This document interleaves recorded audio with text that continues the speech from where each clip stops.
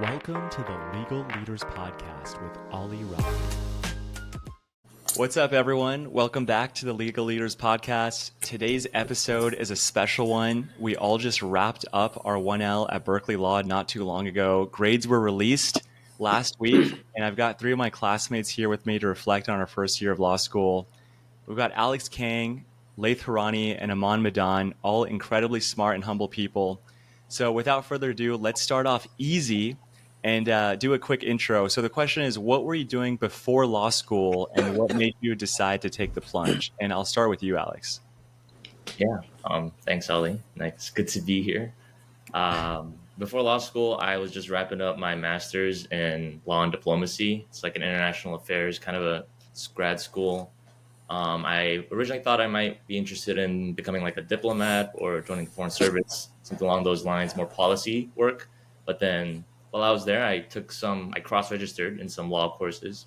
Thought it made sense. Those professors encouraged me to keep going down that path and connecting it with what I wanted to do. And then I went to law school. Amazing. I think you're like the only quote unquote KJD among us too, because you did your master's, then you went to law school straight through. Yeah. So awesome. Aman, do you want to go? Yeah, absolutely.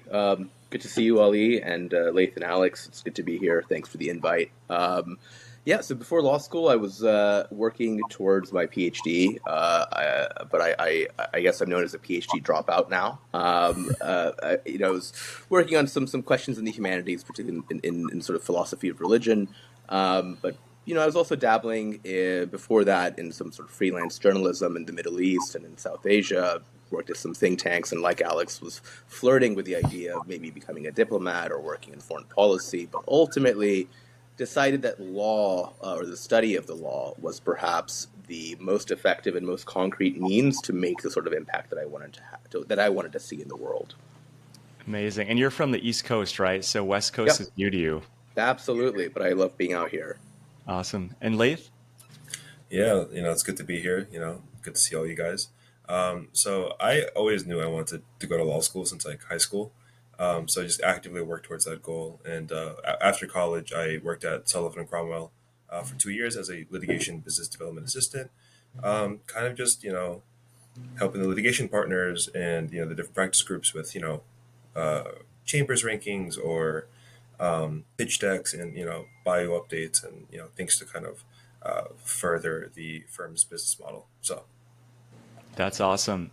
And for some background on myself, I was in software sales in Silicon Valley for about 7 years. So my goal was always to go into the tech sector. So a little bit different from all of you guys, I think. I want to stay in the Bay and practice here. But quickly, are you guys litigation or corporate focus? Alex? I'm regulatory, so kind of in between, but leaning litigation, I guess. Nice. Aman? I'm a carbon copy of Alex at this point. So regulatory, but want to dabble in litigation. And Laith? Still figuring that out. It was litigation, dabbling into some transactional corporate work, and like maybe interested in some regulatory work. But I think as of right now, I'm leading into some bankruptcy and restructuring kind of work. I think you get the nice mix of both. So Best of both worlds. Mm-hmm. Nice. And I want to do corporate law. Super excited. So we just finished 1L. I want to dive right into it. Let's talk about perhaps a high point and a low point from the first year. We can start with a low point, actually. Laith, it looks like you have one. Second semester was, I won't say the entirety was not a low point. I think that would be inaccurate. But I think after everyone got back from winter break, got their grades, I think the vibe you could sense was maybe a little off, but I think it got a little intense, like maybe 2 months in. I don't know. I think for me personally, the workload was getting a little intense. I didn't really know what was going on in classes because I was mainly figuring out what I was doing for first summer and the second summer, well, stressing about what was going on for the second summer. And so just all of that combined with just maybe some personal stuff just kind of made it a pretty low point. Late February to early March was kind of a like a what is going on kind of point right now. So for me, so that was kind of tough. That's interesting. Like for me, it was like very clearly the first semester that was like more stressful. So yeah, I'm curious, Aman, what do you think? Yeah, I was listening to both of you, and I was nodding along with both of you, and so maybe for me the first part of the school year was stressful, and maybe for me as well. February, March, and April were also really stressful, but I think they were stressful in different ways, right? I think for me, and maybe someone else resonates with this, right? But like September, October, and the latter part of August when we started, it was like, what the hell do we even do here? I have no idea. I can't even do my readings. Like I'm doing them, but they're taking me 4 hours to read like 9 pages. And then just obviously we're all human, so the feelings of like self doubt and like, am I even cut out for this? Right? It's taking me so long to read like a 9 page case, and I still don't really understand what's going on because I go to class in the morning and I get, you know, uh, I get put on the spot. But I think I would agree with Laith that February, March were also stressful just because of the sheer amounts of work that we had to do, and that was entirely like not related to the immediate classroom.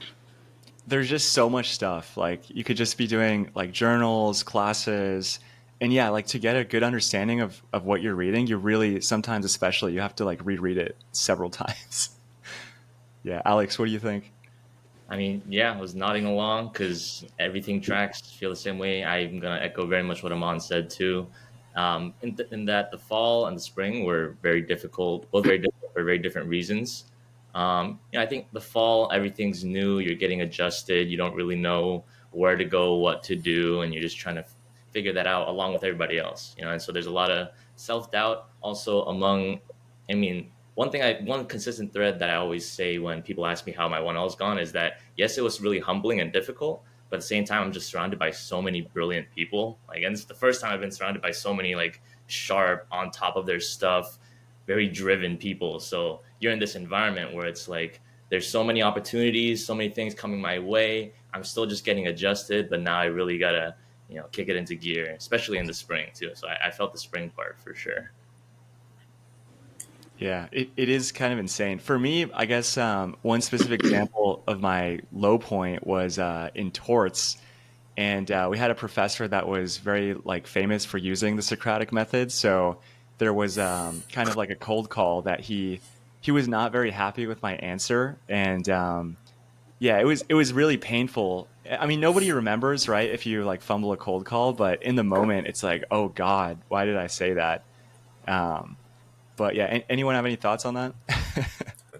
Well, I speak to both. Well, I want to talk to like first about the like what I call the imposter syndrome that I think a lot of us, especially me, even before law school, it came like before law school, I was like, am I cut out for this? Beginning of law school, I was like, am I still cut out for this? By the end of the first semester, I was maybe a little like more comfortable, and then grades hit, and I was like, am I still cut out for this?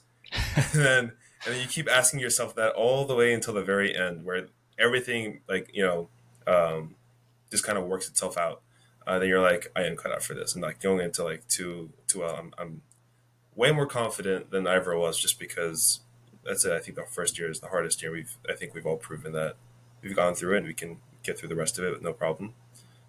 So imposter syndrome is something I feel like I struggled with a lot, and then you kind of get past it by just not getting in your own way, I think, which I try to embed into my head. Yeah, what do you think, Amon?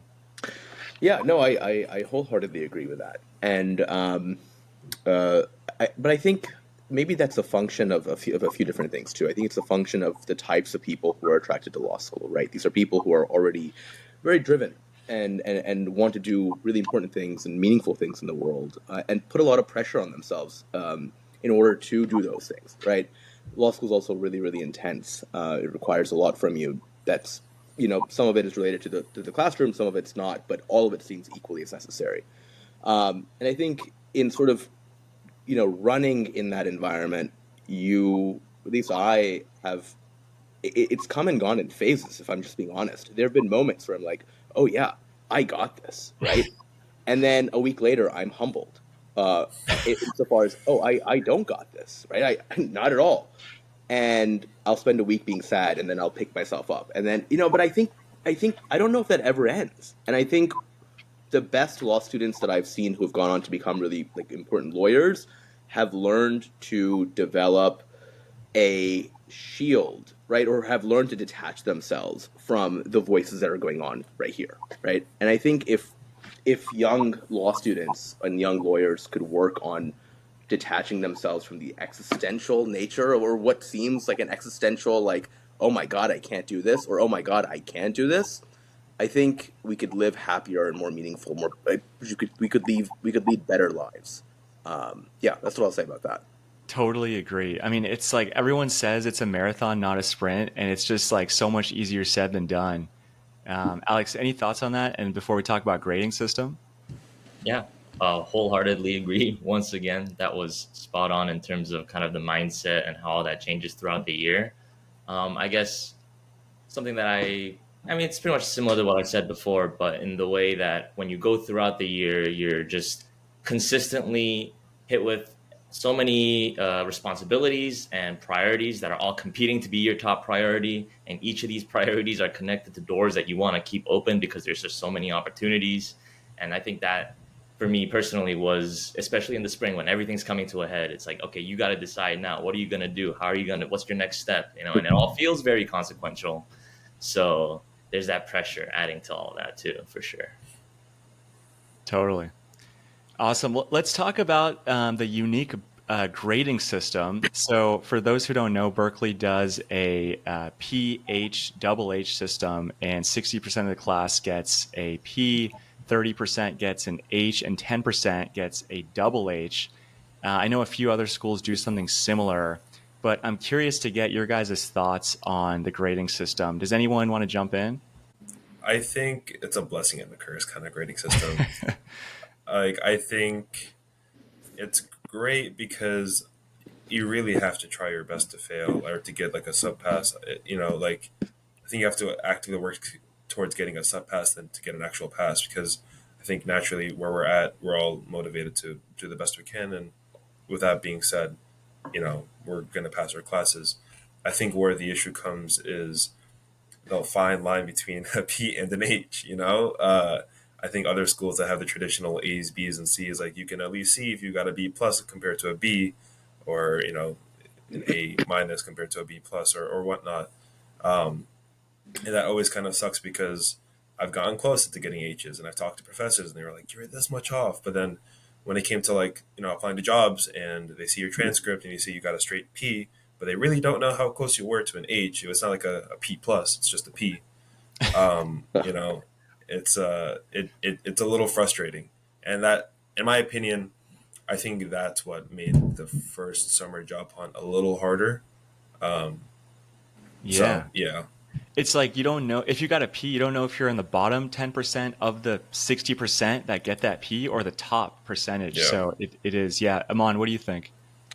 Yeah, I hadn't thought about it that way, and now I'm sort of thinking about my own views on the grading system. I had always looked at it as a blessing, and not so much as a curse. But that's an interesting perspective, and certainly one that I immediately sort of feeling a bit sympathetic to.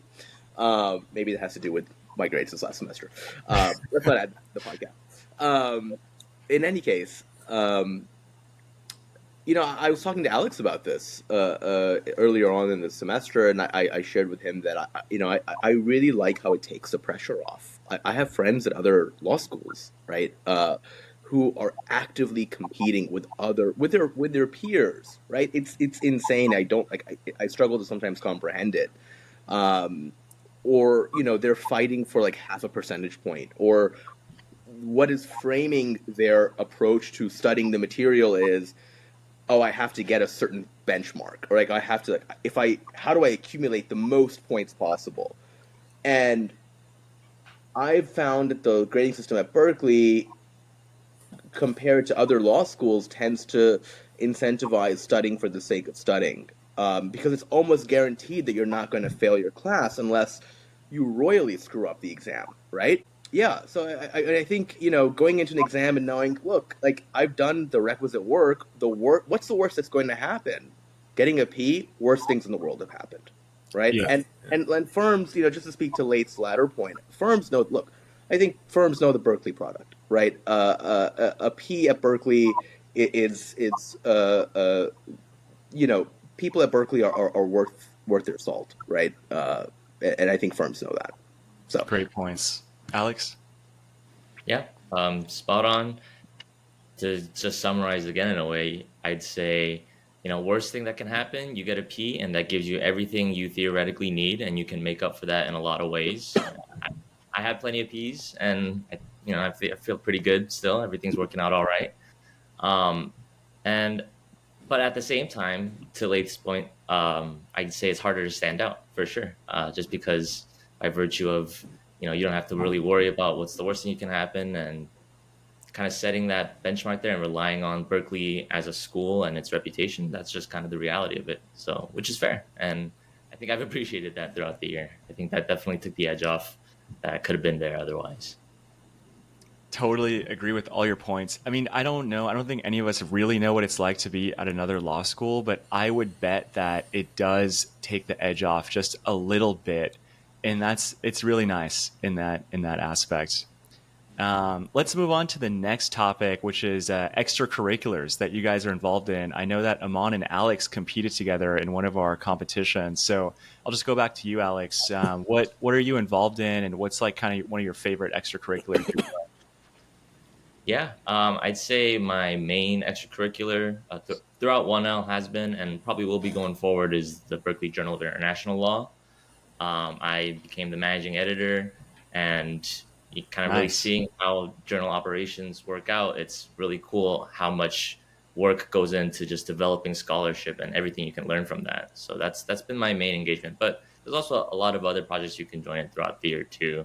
I was also in like a student-led pro bono project called Arts and Innovation Representation, which is like human rights advocacy, freedom of expression abroad in other countries, and learn a lot of in those kind of projects as well. Nice. And what did you compete with them on in? All right, yeah, that's the Halloum Business Negotiation Competition. I'll keep my summary of it short so that Aman can speak more to it too. It's just basically like a as in the name, a negotiation competition. Since Aman and we're very much learning more about litigation and uh, different kinds of or formally adversarial kind of legal work through our legal research and writing and law classes. Just dabble in more of that corporate kind of work, and it was a great learning experience as well. Just like a lot of opportunities to just try stuff out. Yeah, Aman, how was Alex as a partner? yeah, so that was a very noble explanation. Mine was not so much. Mine was not very noble insofar as like why I did the competition. Basically, the TLDR was that Alex was in my class. I really liked this guy. Wanted to be friends with him. So I messaged him randomly. I was like, "Hey, do you want to do this with me?" I had really no idea who this man was. Right? We had talked on a few occasions, and he said, "Yeah." But I think over the course of 2 days, I did not expect to get pushed that hard. I thought it would be like you go in for an hour, right? You do your thing, and then you call it a day. You get lunch, and then you go home.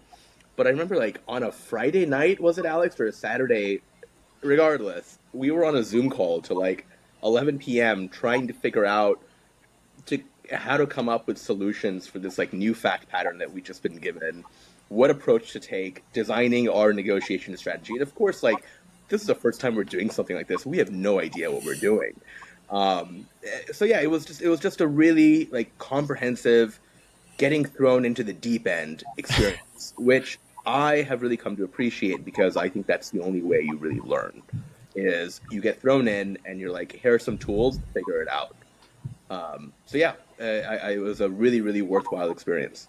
Anything else that you participated in that really stood out? Laith, let's go to you. I didn't compete in the business negotiations competition, which honestly I really regret because it sounded like a lot of fun. But I did do two extracurriculars for 1L. One was the Berkeley Business Law Journal, and I was just they have a specific group, let's call it, called the network, and think of it as like they produce articles based on trends that are going on in the business world, and I was an editor. I was an editor for the team, and that was cool. And I learned a lot, and I read a lot of great articles. And this coming year, I'll be a what they call a building connections um, uh, editor, which is just facilitating connections with employers and law school students, and really establishing the connection there. But I also partook in the International Refugee Assistance Project with Aman, IRAP, except I was on a different team. I did more research based work for IRAP based on I guess the immigration process, and specifically the I-90 form, and things like that. So also another eye-opening experience. Got to learn a lot about how legal, permanent legal residents here and U.S. citizens can bring their loved ones from abroad. How easy, how hard it is, the long wait times, and everything in between. Amazing. And I want to go to another topic. Actually, before that, I'll talk about my own. I did a couple of competitions as well. I did a mock JV joint venture real estate competition at UCLA. It was actually UCLA versus Berkeley. I guess they do it every year. And another team from Berkeley, not my team, actually ended up winning that, which was awesome. And also did a couple negotiation competitions. And I'm in the Business Law Journal with Laith as well. So there's a lot of good opportunities. But yeah, I do want to ask Laith, you spend a lot of time at the gym. So I want to know, like, what do you guys do outside of law school to kind of keep sane? What are your your go-to things to take the edge off? And Laith, we'll just continue with you. Yeah, so you mentioned the gym. I need it. I can't go a week without at least going 3 or 4 times, just because it takes the edge off. And I think it's real easy to get caught up in the law school bubble. And I knew this before coming in, and I wanted to make sure I kept some distance between myself and the law school and some sort of aspects in life. So the gym has been great. I've met great people. I'm from the East Coast, so first time on the West Coast, and so I've met new people at the gym. New friends, people who do completely different things, and just kind of it puts things into perspective that not the whole world isn't law school. The whole world isn't the legal industry. People are out there doing so many different things, and it helps like put things into perspective, and it does take the edge off. Yeah, Um, I totally agree. Like I lived off campus. I'm about 2 miles from Berkeley. So I actually e-scooter and bike to campus most days. But there is something to be said about not always being in the 1L bubble, because if I don't know, it's nice to step away sometimes. Yeah, I mean, similar for me. I like working out. I like, running, walking, that sort of a thing. Alex, what about you? Yeah, pretty similar. And okay, so basically, I also like to go to the gym as well. But one reality of trying to go to the Berkeley gym is that it gets really busy, really, really busy. So sometimes I try to like go in the morning before school. It's too early. I need my sleep. After school, you're tired, So one way was we basically just started like an intramural team. Some of us in the class called the Barrister Ballers. That was cool. Like, yeah, I want to get out of the 1L bubble, but then also seeing fellow 1Ls outside of that bubble doing something different. That was fun. That was cool. It was really just nice to run around, play soccer against a bunch of other intramural teams on campus. And but I also feel you on the commute. A little bit of daily kind of relaxing moment for me is when I take the e-scooter to school, and I'm just vibing. That's nice. Heck yeah. Amon? Yeah, I share Laith's sentiment about not wanting to be in the 1L bubble, but I guess I don't share the love of the gym as much as the three of you do. I wish I did, and I know I should, but I can't get myself to. Um, I really enjoy sort of as much as I can, and I think this was more the case before law school, right? But going on hikes, kayaking, anything to do with the water, I love, and unfortunately, the water here is pretty inaccessible. It's very cold, right? But yeah, anything to do with the water. Also, I'm a big fan of I'm a big foodie, so really just and from that perspective, right, this is like an oasis of really really good food. And being able to go to Oakland or San Francisco or even the surrounding areas, right, and trying really good Arab, Persian, South Asian food that is truly makes my heart very happy. Love it. Yeah, San Francisco in the vicinity is really nice, and yeah, Yeah. Berkeley and Oakland too. Yeah, awesome. Let's go to the next topic, and this topic is about recruiting and job outcomes. Berkeley is sort of known for having a big interest on public interest, which is great. And there's a ton of really successful outcomes with that. I think, for myself, and I think for you guys too, all of us are focused on going to a big law firm. And this year's been interesting because the recruiting timeline has been so much earlier than what they've been doing traditionally, especially with some firms pulling out of OCI and early recruiting, really starting in some cases before 1L grades even came out.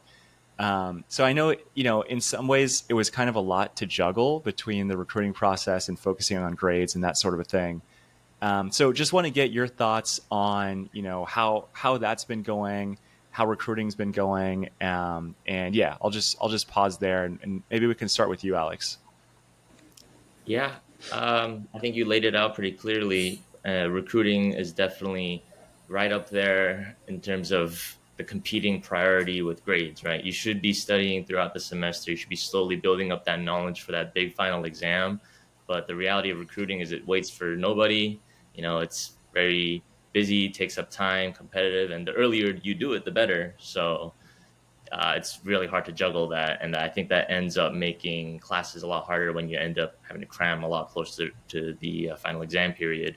But recruiting itself, I'd say there's more than one way to do it. For me, basically, when I first came to law school, I was very much oriented towards public interest at first, and I was very turned off by Really? the need to network and all that for big law. But then I realized networking is just a part of the profession, no matter what, like public or private, no matter what you want to do, and it's just a good skill to have. And I mean, frankly, I think this was the most networking experience I've gotten ever. Before law school, I wouldn't have never been cold emailing, setting up coffee chats like multiple a day, or just like keeping up with people you've connected with. It's a lot to juggle, and it's really hard to stay organized. But and also kind of like you're thinking when you're going through it, it feels like this is like the sixth person I've talked to this week, and it just kind of at this point it's starting to feel like I'm having like similar conversations. I'm getting tired. How can I keep up this energy? And it doesn't feel like it's even going to matter in the end.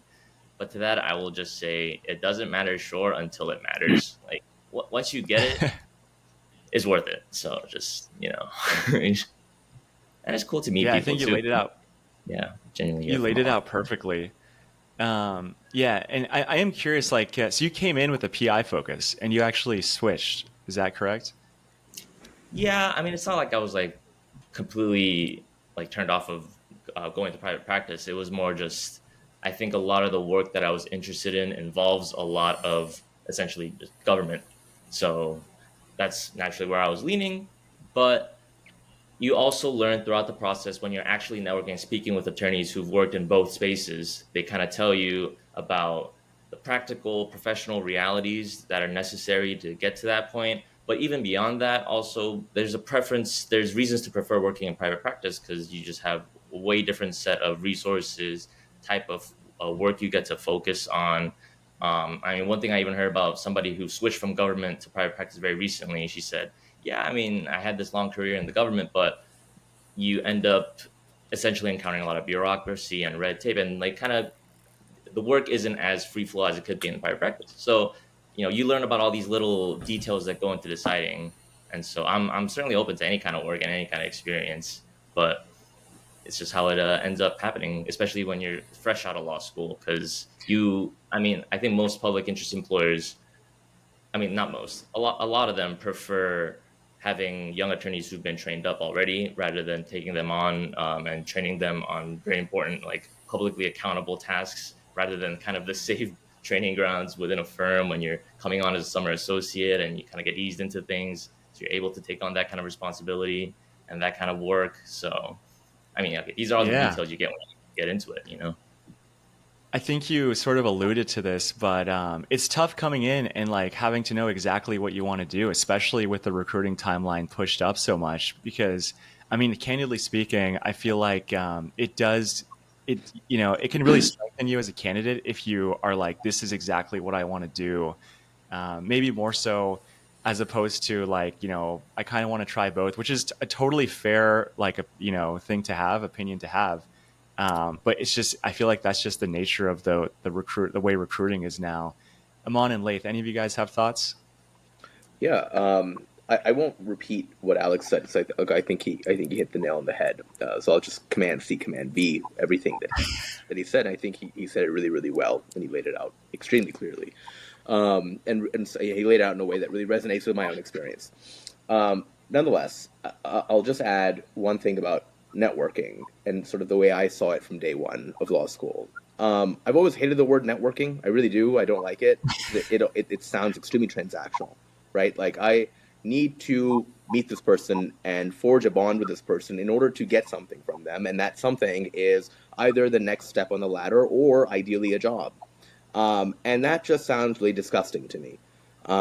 Just being frank about it, right? The way I have thought about it from day one is, you know, shit, there are all these people doing really cool jobs that I would love to have, and they've lived like really colorful backgrounds too, right? Like this one person was a teacher in China or is a watercolor painter in their free time, right? Like those things are really cool. And so just thinking about these sort of connections in the way of like I'm gonna have a 30-minute conversation with someone who is doing the work I think I want to do or I'm interested in, and I just get to learn about how they got there, right? No other expectations. I don't care if they email the recruiter, I don't care if they connect me with anyone else. It's just a matter of like genuinely taking an interest in this other person's life who, from your vantage point, has lived a really cool life and is doing really cool work, right? And I think it's a fine line, but I do think that sincerity comes out. And I do think lawyers who have been in this field for 10, 15 years, maybe even more, like, come on, lawyers are trained to sniff out insincerity, right? And so are they not going to be able to sniff out insincerity when it's coming from a bright-eyed, bushy-tailed 1L? No, of course they will, right? No, it's a great perspective. Laith, let's go to you. You actually worked in the industry for 2 years, so you've gotten sort of firsthand exposure to the big law sort of industry. So curious about your perspective. I agree with him on when he says he doesn't like the term networking. Now that I think about it, I don't love the term either, just because it inherently seems very transactional, and when you look at it that way, it naturally becomes exhausting to do. So I think looking forward, it's best to find someone you're genuinely interested in, and really taking, really just learning from them. I think that's the best way to go about it. But before coming to law school, I knew just by the nature of just being a lawyer, you're always talking to people, you're talking to clients, talking to other lawyers, talking to judges, talking to whoever, talking to experts. And so you're always just like mingling with people. You're always just talking to people. You're always meeting new people. And so, that was evident in, when I was working at SNC for 2 years. I would, make pitch books, and naturally, partners are taking those books to go and pitch, their services to clients. It's just the nature of the game. And so going in, I knew that was something I had to keep in mind. I knew there were going to be networking events. I knew all that stuff. I helped orchestrate, well, not orchestrate, but I helped like an events team plan some of these events and whatnot. And it was but I personally never thought they helped me so much. Maybe, and that's maybe because I never capitalized on them as much as I should have. It gets very exhausting meeting all these lawyers at these events, and then after that, following up with them to structure, to schedule some sort of one-on-one meeting. And then, even when I did do that, it's always kind of the next question is, all right, where do we go from here, right? Like, all right, so we've established this baseline connection. You know me, I know you. Where do we go from here? And that's kind of always the issue. So I think looking at it in terms of a mom's perspective, where you have a genuine interest in this person and you just want to get to know them, I think regardless you're going to win with regardless of the outcome. So I think that's great. But moving more towards, I think, recruiting, I guess the recruiting cycle and how hectic it is, especially because even in just the 1 year since going into 1L, it's changed a lot because talking to mentors that were there, were 2Ls when we were 1Ls and, we're going to 3L in the year. Well, right now, some of them are, surprised that, you know, portion of the class has a job before finals are even around the corner, for like next summer. And like, then you think, well, then what's the point of 2L grades, right? Then that really means your 1L grades matter even more. Well, your first semester grades matter more than your second semester grades. And so like, and it just kind of, I think it puts it puts a lot of pressure, especially for 1Ls coming into law school, for who some don't even know what big law even is, or they don't even know what they want to do. Some people are exploring every option they have possible. Some people came in just because they wanted to help people, and they have no idea how this process works. So I think it's more hectic than it ever has been. I agree. Aman, Alex, any thoughts on that? One little thing. I mean, I think, look, obviously, for people who are coming out of, we're coming from either undergrad or different walks of life. Sometimes it might be more difficult to pinpoint exactly, like in the realm of the law, this is what I want to do, right? But I think advice that was given to me by a partner at a really important law firm, and just they do really good work in my space, or in the space that I want to be in, was have clarity early on about exactly what you want to do. And his exact quote, and I might be butchering a few words, was, "We no longer live in a time where you can afford to be like, oh, I'll try this out, or I'll try this out too." And that's fine. Things will still work out. They genuinely will. But in terms of like maybe taking the pressure off a little bit in the long run, right? It might be more effective for people who are coming into law school, or even 1Ls, to think a bit more critically about, okay, what exactly do I want to do, right? It may not be what you want to do, but just being able to frame that, right, when you talk to lawyers, because oftentimes in the law, right, it's a matter of fooling yourself enough until you fall into something that you genuinely enjoy, right? But that's part of the process. If we're just being honest about it, right? Maybe I make a case for, this is what I want to do, and I spend a summer doing it. I'm like, oh no, this is not at all what I want to do. But in the process, I learned actually, oh, but this adjacent practice is actually what I want to do. That's cool, right? But I think being able to just talk more concretely about a desired practice area or desired practice areas is probably a good approach. Great perspective. Amazing. Cool. And I'm realizing when I asked initially for a low point and a high point, we didn't get to the high point. So yeah, I want to ask, like, what was the highlight of 1L? What was one thing that surprised you? Maybe something you achieved, something you're proud of yourself for. I'll start. I don't want to be a litigator, but everyone obviously takes legal writing and oral advocacy as a 1L. And I had an oral argument at the end of the class that I ended up really enjoying, and I got really positive feedback from my professor on. He reached out personally and said, you did a really good job. And that was just so nice to see, honestly. So that was probably one of the high points for me. Who wants to go next? Yeah. I think I would not have been able to get through this year in one piece without my friends. And you can get like surprisingly close with people that at the same time you're all just in this 1L bubble together, and you kind of want to get out of the bubble. When you're there, you're in the trenches with them, like you're all struggling together. And I think it's very easy for that to turn into more negative feelings rather than camaraderie. So I think it's really important to and it's also just nice to have people to commiserate with that understand what you're going through and that you understand what they're going through. And the support you get from each other can really just pull you out of the really low moments. So I'd say one of the high points was pretty soon after my low point, just some point in the spring where I'm just feeling overwhelmed. My two of my friends saw that I was really down. So they swung by, they gave me they dropped off some boba and a snack. And that was just just saved my entire week and just changed my mindset about everything going forward.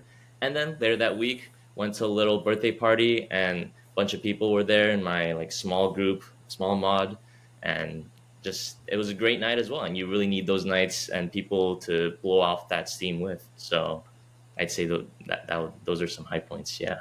So true. When you go through it, like not trauma, but like the trenches with a close group of people, you really do get closer to them. But yeah, Laith, what about you? Yeah, so I'm gonna be completely honest in terms of when my high point really came around, and I've had different, varying high points during the semester. Um, this one's like the least important. Well, it's most important. I don't know. You can decide that for yourself. But like after like getting like a job offer, I was like super happy. So obviously that's going to be a high point. But straying away from that, I think the people, like the friends that I have made, were the absolutely high points because again, it's just you need to de-stress somehow. And honestly, I've had a good amount, friends at the law school, but I've also had a few friends from other law schools, like across the bridge at a different law school. Um, and we'd all just get together and just hang out and just have a good time. And sometimes school isn't always everything, and it's good to get to just be surrounded by people that you genuinely like and they like you, and you guys just have a good time. So anytime where I was with friends, it's always a good time. Really just kind of like makes you not think about the schoolwork that you have to do or the readings that are due tomorrow, or if you're on call the next day, it's a good way to de-stress. So I think the high points were definitely the friends, the places I traveled with friends, and then obviously, all the other stuff that I mentioned prior. Yeah, I would echo that. You went to Yosemite, right? And you're from New York. So Yeah, how was Yosemite? it was great. I mean, so I went with one 3L and then two other 3Ls at a different law school, who the 3L at, that Berkeley introduced me to. It was great. We went during November, so it was really cold.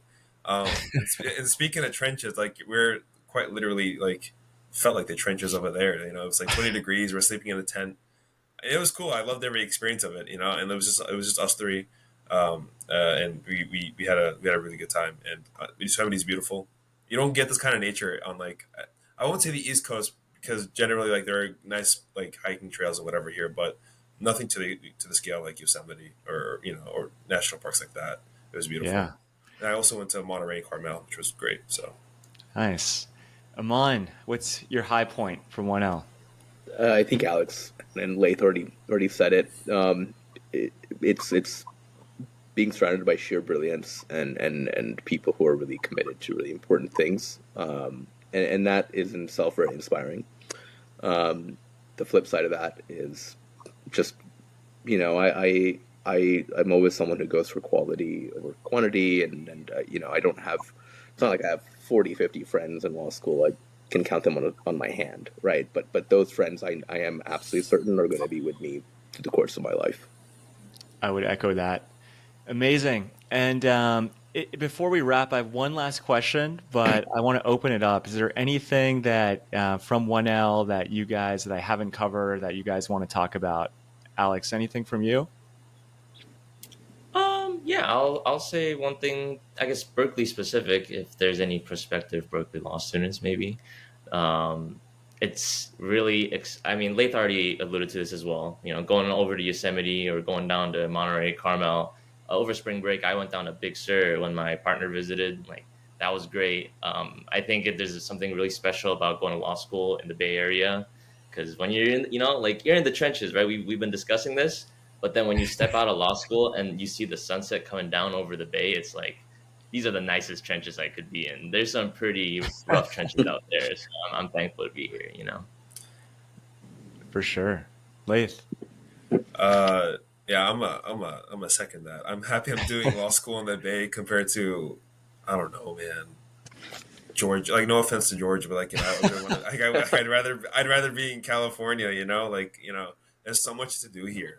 And like, very grateful out of every law school I could have gone to. It's at Berkeley just because, it's a great place, and I've done and seen so much stuff. But in terms of things like we haven't talked about, I don't know. I guess like maybe advice towards incoming one else. Maybe going back to what Amon said, have some sort of idea what you might want to do and be able to pitch that well. I just think that's just a good. And if that changes throughout your time in law school, that's fine. It's gonna happen.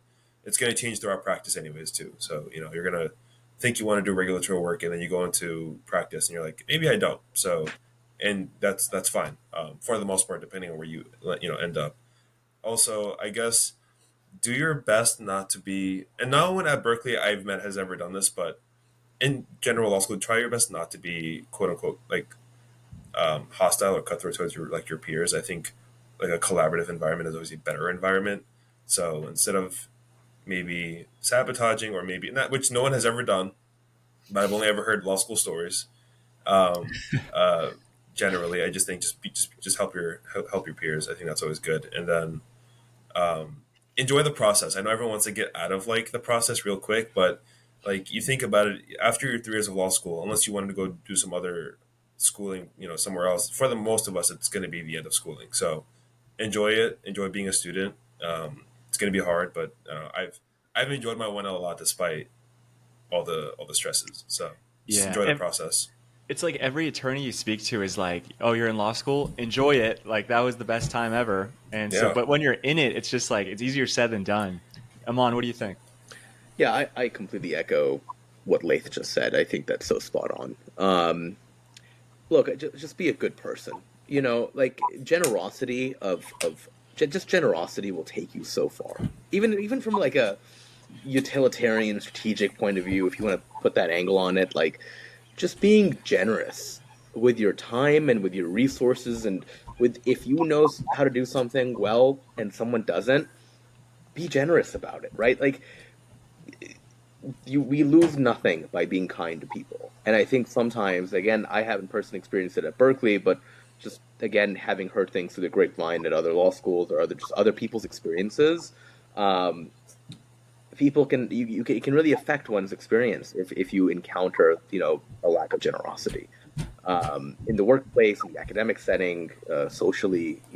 At Berkeley, like we collaborate on outlines, we share notes. If someone's not in class, I'll get like 8 people sending me a message like, "Hey, do you need my notes today?" Right? Yeah, I mean, the small things like that leave a pretty big mark. Yeah, so I'll leave it at that. Love it, love it. Love all your perspectives. We'll end with one final question, and the question is, what's the vibe? What's the mindset we're going into 2L with? It's the middle of the summer right now between 1L and 2L. So what's the mindset that we're going to go in with? And I'll just start with you again, Aman. Exhausted optimism. That's perfect. Laith? Just straight positive attitude. Like I'm personally excited to be able to mentor 1Ls the way I was mentored my 1L year. So also like I think we're for the most part we're through the worst part of the trenches. Now it's just it's only uphill from here the way I see it. So it's gonna be busy for all of us, but it's gonna be the kind of busy where the stress isn't as bad as it was 1L year. So I think it's just straight vibes, good positive attitude. I'm personally gonna see the rest of the state before I leave. So I'm vibing. Alex?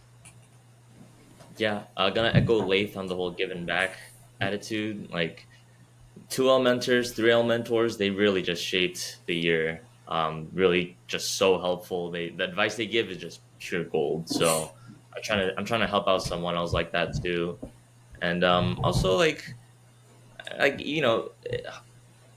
2L, 3L, you want to be able to relax and enjoy that time, and I'm trying to do that. But it's also, you're still in law school. You got so many opportunities to learn about random stuff that you will not have the opportunity to learn about like this in the future. Try to take advantage of that too. Make the most of it. So true. Awesome. Well, that's a wrap on our 1L year. I'm super grateful to have gone through it with people like you guys. So thanks so much for sharing, reflecting, and keeping it real. Excited to see where we all go from here. Thank you guys. Only up. Thanks for having us on, Ali. Thank Thank you. you, man. Appreciate it.